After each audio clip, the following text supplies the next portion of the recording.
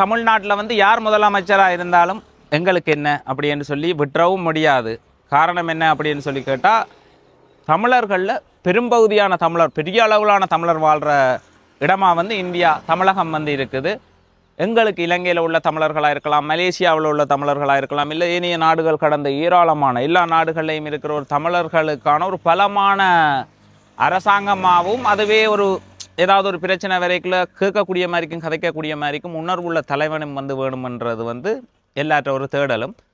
இப்போ இன்றைக்கு வந்து பார்த்தா விஜய், ஸ்டாலின், சீமான், மற்றது எடப்பாடி, இங்கே உள்ள தலைவர்களை தெரியுமோ தெரியாதோ, ஆனால் எங்களுக்கு இந்தியாவில் உள்ள சகல தலைவர்களையும் கட்சியில் யார் யார் செயலாளர் ஆர் இன்னும் பணியில் இருக்கிறாங்கன்ற தொடர்பாக முழுமையாக தெரியும். ஏன்னா சோசியல் மீடியாவில் அதுதான் முழுமையாக வந்து வர்றதால எங்களுக்கு அது மனப்பாடம் ஆகிடுது. ஒவ்வொரு விஷயங்களையும் பார்த்து பார்த்து இந்த நாளைக்கு எங்களோட தமிழக மக்கள், தமிழ் மக்கள் யாரை தலைவராக தெரிவு செய்ய போகிறாங்க அப்படின்றதுல வந்து எங்களோட பார்வை இவ்வளவு காலமும் நாங்கள் இங்கே இலங்கையில் இருந்து பார்த்துட்டு இருந்தாங்க.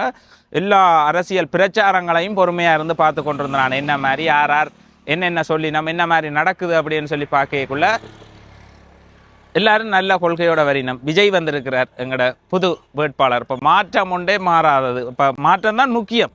தமிழக அரசியலில் வந்து என்ன தேவைன்னு கேட்டால் மாற்றம்.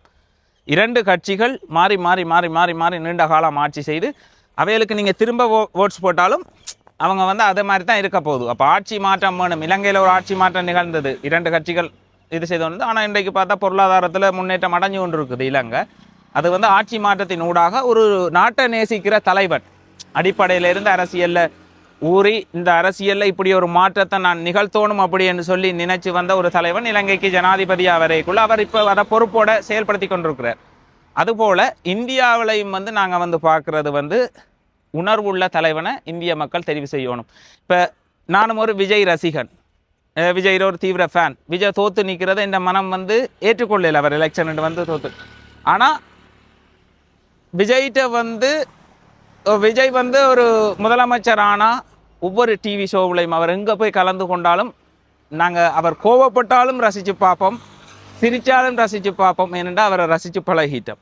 அப்போ அதால் அவர் எங்களோட ஒரு ரசனைக்குரியால் அவர்கிட்ட ஒவ்வொரு செயல்பாடுகளையுமே எங்களோட மக்கள் ரசிக்கணும். ஒரு படத்தில் ஒரு பிரச்சாரத்தில் அவர் கோவப்படுறார், அதுக்கே டியூனை போட்டு நம்மளோட பொடியில் அவ்வளோ பேரும் லைக்காக போட்டு இது செய்கிறாங்க. அப்போ பார்க்க அவர்கிட்ட ஒவ்வொரு சிரிப்பு, கதை, பேச்சு இதெல்லாம் ரசிக்கிற ஒரு தலைவனாக வந்து இருக்கிற டிவியில் ரசிக்கலாம். ஆனால் மாற்றம் வேணும்.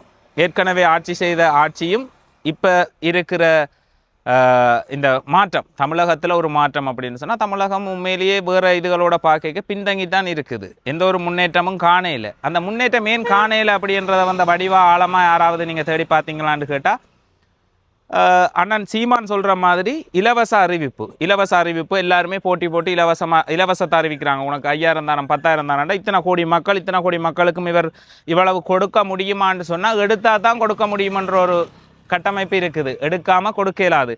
அப்போ இவ்வளவு மக்களையும் சந்தோஷப்படுத்தணும்னா அவைகளுக்கு ஒரு இலவசத்தை வழங்கணும்.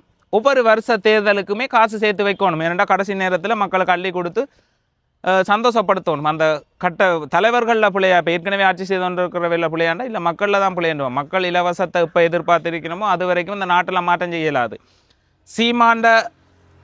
அண்ணன் சீமான், செந்தமிழன் சீமான் அப்படின்னு சொல்லியெல்லாம் சொல்லலாம். அவர் அழகாக அப்படித்தான் சொல்லிவிடும். அண்ணன் சீமான் வந்து அவரில் உள்ள மரியாதை என்ன அப்படின்னு சொல்லி பார்த்தீங்கன்னா, எங்களுக்கு இந்த இலங்கையில் நடந்த ஒரு இன அழிப்பு, எங்களுக்கு நடந்த ஒரு கொடுமையை கடைசி நேரத்தில் குரல் கொடுக்கக்கூடிய மாதிரி. இலங்கையில் யுத்தம் நடந்து கொண்டிருக்கு. அந்த யுத்தத்தில் நானும் ஒரு பாதிக்கப்பட்ட நபர். இங்கேருந்து நாங்கள் போய் கொண்டிருக்கிறோம். அமெரிக்கா வந்து தலையிடும், இந்தியா வந்து தலையிடும், இல்லை வேறு நாடுகள் வந்து தலையிடும். எங்களுக்காக குரல் கொடுக்க ஒரு தருமே இல்லையான்னு சொல்லி நாங்கள் எதிர்பார்த்து கொண்டிருக்கிற நேரம் எங்களுக்கு குரல் கொடுக்க யாருமே இருக்கையில். ஆனால் வடிவாக வந்து பிறகு வந்து பார்க்க இவ்வளவு பெருந்தமிழர்கள் இந்தியாவில் இருந்தும் எங்களுக்காக யாருமே குரல் கொடுக்கலையா அப்படின்னு சொல்லி பார்க்க குரல் கொடுக்கையில் அங்கே உணர்வுள்ள தலைவன் வந்து இருக்கையில் அப்படின்றத வந்து எதிர்பார்க்குறோம். தமிழ் உணர்வுள்ள தலைவன், தமிழ் என்ற ஒரு வசனத்தில் எந்த இனம் என்ற இனப்பற்று, அந்த இனப்பற்றோட ஒரு தலைவன் இருந்திருந்தால் கட்டாயம் அந்த போரை நிறுத்தி இருக்கலாம், எவ்வளவோ சாவுகளை தடுத்திருக்கலாம். பல மக்கள் செத்தாங்க, இது செய்தாங்க, யாருமே கேட்கல. பிறகுதான் இப்போ எங்களுக்கு உலக அரசியல் வந்து விளங்குது. வல்லரசு நாடே முந்தி எங்களுடைய விடுதலைக்காக போராடினவர்களை தீவிரவாதிகள், ஏன் தீவிரவாதிகள் என்று சொல்லி அவை இப்படி செயல்பட்டுச்சு நம்ம சொல்லி சொன்னாங்க. இப்போ இருக்கிற எங்கட போராளிகள் இவர்களை விட உலக வல்லரசுகள் பயங்கர தீவிரவாதிகள்ன்றதை வந்து இப்போ நாங்கள் புரிஞ்சு கொள்கிறோம். சிறுவர்கள் மக்கள் என்று சொல்லி ஈவிரக்கம் இல்லாமல் சட்ட ரீதியாக கொள்கிறாங்க. சட்டத்துக்கு முரணா ஒரு பதிவு செய்யப்படாத ஒருத்தன் கொண்டா அது கொலை, பதிவு செய்தவன் கொண்டா கொலை இல்லைன்ற மாதிரி ஒரு ஆட்சி அமைப்பு பார்க்க சிரிப்பு வருது. சரி, என்னதான் இருந்தாலும் ஈரான் உலக அளவில் பலம் வாங்கி நிற்கல உலகத்தில் உள்ள அனைத்து முஸ்லீம்களும் பலமடையினம். ஒரு நாடு ஈரான் என்ற ஒரு நாடு பலம் பொறுக்கேக்க அந்த இனம் இப்போ முஸ்லீம் என்ற ஒரு இனத்தவர்கள் எங்கே இருந்தாலும் அவர்களுக்கு ஒரு பிரச்சனைண்டா நாளைக்கு கேட்கறதுக்கு ஒரு ஆள் இருக்குன்ற மாதிரி. அதே மாதிரி தமிழகத்தில் முதலமைச்சராக இருக்கிறவர் வந்து ஒரு தமிழ் உணர்வுள்ளவராக இருக்கணும்ன்றது எங்களுடைய எதிர்பார்ப்பு. அதே மாதிரி மழுங்கடிக்கப்பட்டு மறைக்கப்பட்ட வரலாறு இந்தியாவில் ஒரு சிறுபடியனும் போராட்ட காலத்தில் பிறக்காத ஒரு சின்ன பிள்ளை போராட்ட வரலாற்றை பற்றி சொல்கிறார். அப்போ அந்த வரலாற்றை கடத்தினது யார் அப்படின்னு சொல்லி பார்த்தா அண்ணன் சீமானுக்கு அந்த பெரிய பங்கு இருக்குது. அதே மாதிரி அவருடைய கொள்கைகள், இப்போ விஜய் அவர் ஸ்பீச்சை வந்து நான் பார்த்து கொண்டே இருக்கிறேன். அவர் எங்கேயாவது ஒரு இடத்துல ஒரு நீண்ட கால கனவு என்ற இந்தியாவை இப்படி மாற்றி அமைக்கணும், நான் இவ்வளவு மாற்றம் செய்ய இருக்குது, இப்படி ஒரு நாட்டை உருவாக்கணுமன்ற அந்த ஆசை இருக்கான்னு கேட்டால் இல்லை. ஆனால் சீமான் அண்ணன்கிட்ட வந்து இருக்குது. அவர் ஒரு கொள்கையை வந்து தெளிவாக வந்து சொல்கிறார். எப்படின்னு சொல்லி பார்த்தீங்கன்னா, இலவசம் தரமாட்டேனண்டு, ஆனால் ஏரியில் காட்டுறார். இப்படி இருக்கிற ஏரியை நான் இப்படி மாற்றி இதுக்கு நடுவில் கப்பலோட விடுவேன், அதில் நீங்கள் ஜாலியாக போட்டோடி விளையாடலாமடா, அந்த இடம் பார்க்கவும் அழகாக இருக்கும், கூவமாக இருக்காது, மணக்காது. ரைட், அவர் அதை எடுத்துக்கொண்ட விஷயம். அதே மாதிரி ஆடு மாடு விவசாயத்தை அரச தொழிலாக்குவன் ஆக்க முடியும். ஏனெண்டா இலவசம் சேர்த்து கொடுக்கணும், இல்லை மக்கள்கிட்ட அரசியலை மக்களுக்கு இலவசம் கொடுக்கணுமன்றதை நிப்பாட்டினாலே அங்கே வரப்போகிற நிதியெல்லாம் எடுத்து முழுமையாக நாட்டோட அடுத்த கட்ட வளர்ச்சிக்கு பயன்படுத்திக்குள்ள தான் நாடு பொருளாதார ரீதியாகவும் மக்கள் முன்னேற்றம் அடைஞ்சு போவினோம். இந்த இலவசத்தை பெற்றுக்கொண்டு இலவசத்துக்காக ஓட்ஸ் அடித்து போட்டு நீங்கள் உங்களோட வாழ்க்கை போகுமா இருந்தால் இன்னும் ஏழை மக்கள்கிட்ட தொகை வந்து கூடிக்கொண்டே போகும். இந்தியா தமிழகத்தில் வந்து ஏழை மக்கள்கிட்ட தொகை கூடிக்கொண்டு போகும். அப்போ முன்னேற்றம்ன்றது எங்கே இருக்குன்னு கேட்டால் அண்ணன் சீமான் அண்ணன் அவர்களுடைய திட்டத்தில் மட்டும்தான் ஒரு மாற்றத்தை வந்து நிகழ்த்த முடியும். ஒரு அழகான லண்டனை பார்த்தா எப்படி இருக்குமோ, வேறு நாடுகளை பார்த்தா இருக்குமோ அந்த மாதிரி ஒரு திட்டம் அவர்கிட்ட இருக்குது. பசுமை புரட்சி இருக்குது. இந்த பசுமையினூடாக ஏஐ வந்து நிறைய பேர்ட்ட வேலையை வந்து பறிச்சிட்டு இன்றைக்கு மேட்டா நிறுவனத்தில் நிறைய பேர்ட்ட வேலை நிப்பாட்டிட்டாங்க, வேறு நிறுவனங்களில் நிறைய பேர்ட்ட வேலை நிப்பாட்டிட்டாங்க. என்னென்னு கேட்டால் இனி மேனேஜ் பண்ணுறது எழுதுகிற வேலையெல்லாம் ஏஐயே என்ன பிரச்சனைன்னு கேட்டு செய்து கொள்ளும் மண்டேக்க பட்டன்னு பார்த்தா கம்பெனிக்காரனெல்லாம் ஏஐயை யூஸ் பண்ண வலிக்கிட்டு அங்கே 10 பேர் 20 பேர்ட்ட வேலை இல்லாமல் போகுது. ஏஐயை வச்சு நாங்கள் வேலை செய்கிறோம்னு அவங்க வலிக்கிட்டா இப்போ இவங்களுக்கு சாப்பாடு போடுறது யார்? இது செய்கிறது என்னத்தை தான் இது செய்யணும், இருக்கிற உயிர்கள் எல்லாருமே சாப்பிடணும். அப்போ இங்கே இது முக்கியம். என்ன முக்கியம்? உணவு முக்கியம். அதே மாதிரி உணவு உற்பத்தின்றது உலக அளவில் தேவையுடைய ஒரு பொருள். அப்போ எல்லாருக்குமே தேவை. சில இடங்களில் விளைச்சலே இல்லாத இடங்கள் இருக்குது. அப்போ அதுக்கெல்லாம் ஏற்றி காசுகளை பெற்றுக்கொள்ளலாம். அடுத்த கட்ட வளர்ச்சி என்றது வந்து விவசாயத்தையும் பசுமையை நேசிக்கக்குள்ளே தான் அது முடியும். அந்த ஒரு தலைமனாக வந்து அண்ணன் சீமானை பார்க்குறோம். அண்ணன் சீமான் வெற்றி அடைஞ்சாலும் சரி தோல்வி அடைஞ்சாலும் சரி அவர் ஏற்கனவே வெற்றி அடைஞ்சிட்டார். அவர் இருந்த நிலைக்கு, ஆரம்பத்தில் அவர் இருந்த நிலைக்கு இன்றைக்கு தமிழகத்தில் தெரியாத ஒரு ஆள் இல்லை. இனி அவர் வெண்டு தான் சாதிக்கணுமன்றில்லை, நல்ல கொள்கையை வந்து பரப்பி இருக்கிறார். அவர் சொல்கிற மாதிரி அந்த கொள்கையை காலத்துக்கும் அந்த கட்சியிட பேரை வச்சு எடுத்துக்கொண்டு யாரோ ஒரு ஆள் இன்றைக்கு ஒரு நாளைக்கு வெற்றி பெறும் அப்படின்னு சொல்லி நம்புகிறோம். ஆனால் இப்போ வந்து பார்க்கக்குள்ளே அதான் நான் சொன்னேன், ஆரம்பத்தில் சொன்ன மாதிரி விஜய் இந்த இதில் தோற்றிருந்தால் அவர் எப்படி அவர்கிட்ட ஃபேஸை அப்படி பார்க்குற மனநிலை எனக்கு கூட இல்லை. ஏனெண்டா தோற்றுறக்கூடாது, நம்ம அவரோட ரசிகனாக இருந்துட்டோம். ஆனால் அதை பார்த்தா நாடு அடுத்த ஒரு நிலைக்கு வந்து வராது அப்படின்றது வந்து நான் நம்புகிறேன். இப்போ தமிழகத்தில் திருச்சி என்று சொல்லக்கூடிய இடத்துக்கு நான் வந்து போனான். அப்போ வந்துட்டு இலங்கைக்கு வந்த வரைக்குள்ளே இலங்கையில் சுகாதார பிரிவும் சுகாதாரமும் இதெல்லாம் சுத்தமாக இருப்பதாகவும், ஆனால் இந்தியா ஒரு இனியிலண்ட குப்பையாக இருக்குது, அதுவும் தமிழகம் குப்பையாக இருக்குது. ஒரு திருச்சி பஸ் ஸ்டாண்டுக்கு வந்து போயிருந்தேன், எல்லாருமே கண்ட இடத்துல சிறுநீர் கழிக்கணும். அப்போ அது ஒரு மனத்தை வந்து ஏற்படுத்துது. அப்போ சுத்தம் இல்லை. அது எங்களுக்கு எங்கட இனத்தவர்கள் அதில் வந்து போய் அதை பார்க்க மாட்டோம். அதுவே ஒரு ஜப்பான்காரனோ அமெரிக்கன்காரனோ வந்து போயிட்டா இது என்ன மக்கள் என்று சொல்லி அது ஒட்டுமொத்த தமிழர்களுக்கும் இலங்கை தமிழர் என்று சொல்லி வெளிநாடுகளில் பிரித்து பார்க்குறேல தமிழரை கண்டுட்டாலே இந்திய தமிழர் என்று தான் சொல்லுவாங்க. ஏன்னா இந்தியாவில் தான் பெரும்பாலும் தமிழர் இருக்குன்னு. அப்போ அது ஒரு இனத்தில் அவர்கள் பின்தங்கி இருந்தால் அது ஒட்டுமொத்த இனத்திற்கும் ஒரு அவமானம். இப்போ ஜப்பான்காரன் சுத்தமானவன், அது ஒட்டுமொத்த ஜப்பான்காரனுக்குமே அந்த சுத்தம்ன்ற பேர் வந்து போய் சேருது. அப்படி நிறைய விஷயங்கள் இருக்குது. அப்போ இந்தியாவில் நிறைய மாற்றங்கள் நிகழணும். இன்னுமே இந்தியா மக்கள் விழிப்படையலை, கல்வி ரீதியாகவும் சரி, அடுத்தது இப்போ அண்ணன் சீமாண்ட ஃபாலோவர்ஸ்ன்னு சொல்லுவோம், அவரை பின்தொடர்ற ஆக்களை வந்து பார்த்தா அறிவு சார்ந்த ஆக்களாக இருப்பினும் நல்ல கொள்கையோட விளக்கமாக இருக்கணும், யாரை பின்தொடரணுமோ அதுக்கேற்ற மாதிரி இருக்கணும். அப்போ அதில் வந்து நான் முக்கியமாக அண்ணன் சீமானிட்ட அறிஞ்ச விஷயம், தலைவர் எங்களுடைய தேசிய தலைவர் மேதகு வேலிப்பிள்ளை பிரபாகரன் அவர்களை பற்றி வந்து அடிக்கொருக்கா சொல்லுவார். அவரை முன்னிறுத்தி தான் தன்னுடைய அரசியலை வந்து செய்கிறார். அப்போ அவர் இங்கே இலங்கையில் சினிமா துறையில் பெரிய வளர்ச்சி அடையலை, ஆனால் ஒரு கலைப்படைப்பை உருவாக்கணுமென்றதுக்காக யுத்த கால பகுதியில் இங்கே இலங்கையில் எங்களை தமிழீழத்துக்கு வந்து வந்தவர். அவர் வந்து பார்த்த காலப்பகுதியில் இலங்கையில் ஒரு சின்ன இடத்துல ஒரு தமிழன் இப்படி ஒரு நிர்வாகத்தை கட்டி அமைச்சிருக்கிறான். தனக்கான நீதித்துறை, காவல்துறை, எங்களோட தற்சார்பு பொருளாதாரம் என்னென்ன எல்லாம் இங்கே உற்பத்தி செய்யணுமோ அவ்வளத்தையும் உற்பத்தி செய்து ஒரு அழகான நாடு அது இப்போ இருந்திருக்குமா இருந்தால் எல்லாருமே வியந்து பார்க்குற அளவுக்கு ஒரு பிரம்மாண்டமான இலங்கையிலேயே பேசப்படுற ஒரு நாடாகவும் நிறைய உற்பத்திகள் செய்யக்கூடிய ஒரு இடமாகவும் இருந்திருக்கும் என்று அவ்வளவு திட்டங்கள் அந்த நேரம் இருந்தது. எங்களை நாங்களே முன்னேற்றி கொள்ளக்கூடியது. அதை பார்த்து சீமான் அண்ணன் வந்து வியந்திருப்பார். ஏன் வியந்திருப்பார்ன்னு சொன்னால், டேய் இவ்வளவு தமிழகத்தில் இவ்வளவு தமிழர்கள் இருக்கணும், ஆனால் முடியாததை இங்கே ஒரு சின்ன இடத்துக்குள்ளே இப்படித்தான் இருக்கணும், சுய ஆட்சியண்டா என்ன, எங்களை நாங்களே ஆள்றதண்டா என்ன, அதில் ஆலைக்குள்ளே நாங்கள் எங்களை எப்படி கட்டமைச்சு கொள்ளலாம்.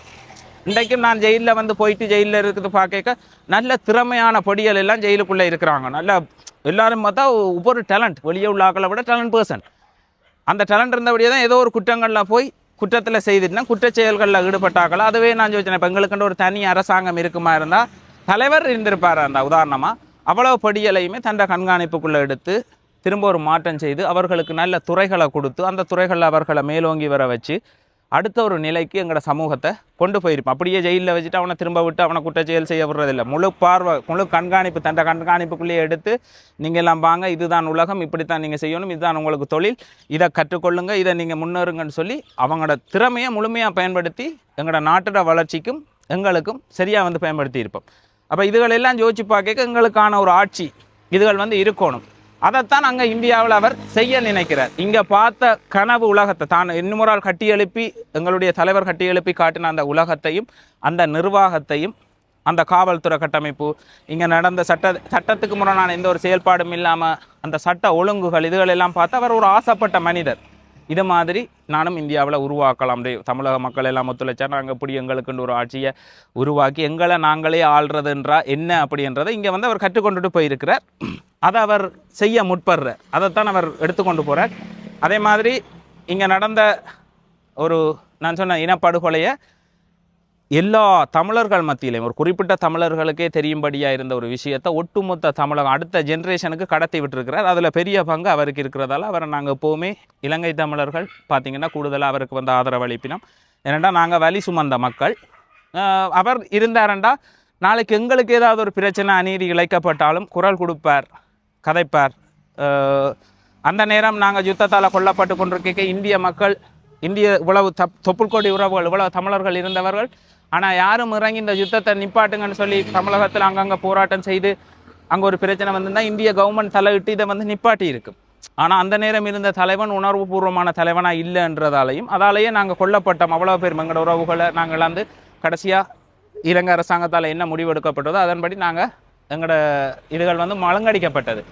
அப்போ எப்போவுமே ஒரு பலமான இனமாக இருக்கணுமெண்டா எங்களோட உலகம் ஃபுல்லாக தமிழர் இருக்கிறாங்க, ஆனால் தமிழருக்கண்ட ஒரு நாடு இல்லை. காரணம் என்னென்னு கேட்டால் அண்ணன் சீமான் சொல்கிற மாதிரி அந்த பேரன்பு. யார் வந்தாலும் நீ இரடா சரி பார்த்துக்கலாம், மாப்பிள்ளை அனுபவின்ற மாதிரி விட்டுருவோம், அவன் பிறகு எங்களை ஆட்சி செய்கிற அளவுக்கு வந்துடுவான். இதுதான் காலாகாலமாக வந்து நடந்து கொண்டிருக்கிறது. விஜயண்ணா வந்தாலும் எங்களோட விஜய் வந்தாலும் சந்தோஷம், அண்ணன் சீமான் வந்தாலும் சந்தோஷம். ஆனால் விஜய் அவர்கள் வந்து சாதிச்சிட்டார். அவர்கிட்ட ஃப்யூச்சரில் வந்து அவர் என்ன சாதிக்கணுமோ அந்த உச்ச லெவலுக்கு போய் சாதித்த ஒரு மனிதர். ஆனால் இவர் ஏதோ ஒன்று செய்ய நினைக்கிறார், சொல்ல நினைக்கிறார். நாளைக்கு மாரடைப்பாளையோ இல்லை வேறு ஏதோ ஒரு விஷயத்தால் செத்து போனால் இந்த தமிழகமே கொந்தளிக்கண்டே. அவன் அழுது கேட்டான் அவனை கொடுத்துருக்கலாம், ஆட்சி செய்திருக்கான். அப்புறம் அவருக்கு பாட்டு போட்டு அவரையே பெரிய கடவுளாக வச்சு அவர்கிட்ட பேரை சொல்லி இன்னொரு ஆள் அரசியல் பண்ணுற அளவுக்கு இந்த உலக கட்டமைப்பு இருக்கும். யாருமே இருக்கைக்குள்ள எங்களோட ஆக்கள் பார்க்க மாட்டாங்க, ஆனால் இறந்துட்டா பதறி போயிடுவாங்க. எதிரியின் தலை வணங்குவான் அண்ணன் சீமான் இறப்புக்கு பிறகு அவரை எதிர்த்தவன் கூட பாராட்டுவான். காரணம் என்னென்னு கேட்டால் அவர் எடுத்துக்கொண்ட கொள்கையும் சொன்ன விடயங்களும் வந்து சரியானது அப்படின்றத கூறி, என்னுடைய உரை தவறாக இருந்தால் மன்னிச்சு கொள்ளுங்க. தமிழக மக்கள் உங்களோட உரிமை, உங்களுக்கு எது சரி. இப்போ நான் வெளியே இருந்து சோஷியல் மீடியாவில் பார்த்த விஷயங்களை தான் இதில் கழிச்சிருக்கிறேன். அப்போ நீங்கள் அங்கே இருந்து அனுபவிக்கிற நீங்கள், சூழல் தெரிஞ்ச நீங்கள், எது சரியோ பிள்ளையோ அதை நீங்களே தீர்மானித்து ஓட்ஸை வந்து போட்டு உங்களுக்கான தலைவரை வந்து உருவாக்குங்க. ஆனால் நாங்கள் சொல்ல நினைச்ச விஷயத்தை வந்து சொல்லி இருக்குது. இது எந்த அளவுக்கு உங்களுக்கு புரிஞ்சிருக்கும், விளங்கி இருக்கும் அப்படின்றது தெரியல. நாங்கள் ஒரு உணர்வுள்ள தலைவனை வந்து எதிர்பார்க்குறோம். எங்களோட விஜய் அவர்கள் வந்தாலும் சரி, சீமான் அவர்கள் வந்தாலும் சரி, மாற்றம் ஒன்றும் தேவை. இப்போ தமிழக மக்களுக்கும் அது தெளிவாக தெரியணும். பழைய ஆட்சி இலங்கையிலையும் நடந்தது அப்படித்தான். 75 ஆண்டுகளுக்கு மேலாக பழைய ஆட்சி 2 கட்சிகள் ஆட்சி செய்து கொண்டிருந்தது. ஆனால் எந்த ஒரு மாற்றமும் நிகழையில் ஒரு புது கட்சி வரைக்குள்ளே தான் நாங்கள் மாற்றம்ன்றது நிகழ்ந்தது. அதுபோல் நீங்களும் மாற்றத்தை நோக்கி ஒரு பயணத்துக்கு தயாராகுங்க. நன்றி.